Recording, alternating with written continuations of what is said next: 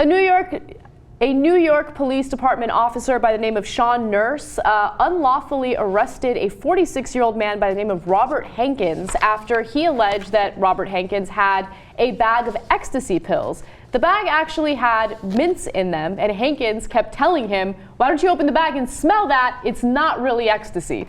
So it got so bad that the cop actually detained him, took him to a police department, and he was held in custody for 30 hours, for over a day.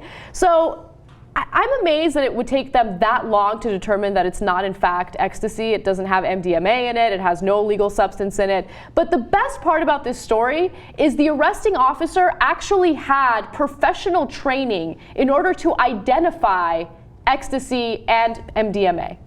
So, I mean, if anyone should know how to find Molly, it should be him. Right. But apparently he couldn't find her. Okay. Look, dude, why don't you go and test it immediately? And I'll tell you the answer to that, right? So let's say, look, you don't want to smell it. I don't know why you don't want to smell it. I mean, and to your professionally trained eye, it appears to be ecstasy, whatever.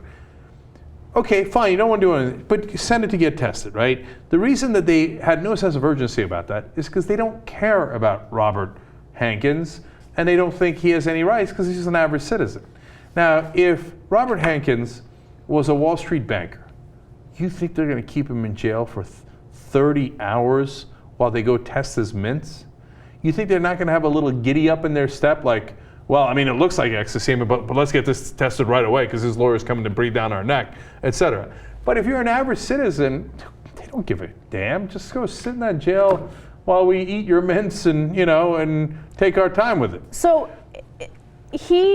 not only was he detained for 30 hours, charges were already filed against him. However, prosecutors had to drop the charges against him after they finally did test the substance, and they finally found that it was nothing. It was just mints. So now he is filing a federal lawsuit against the New York Police Department because of the unlawful arrest. So we'll see how that plays out. But this isn't the first time that it happened in New York. In fact, back in October, a police officer arrested a man who had Jolly Ranchers. He had blue and red Jolly Ranchers. He believed that it was methamphetamine. That guy was watching too much Breaking Bad. Oh, he's got the blue stuff. Oh, this is Walter White's stash. I'm taking you in. Really? There's blue and red meth in New York that resembles Jolly Ranchers?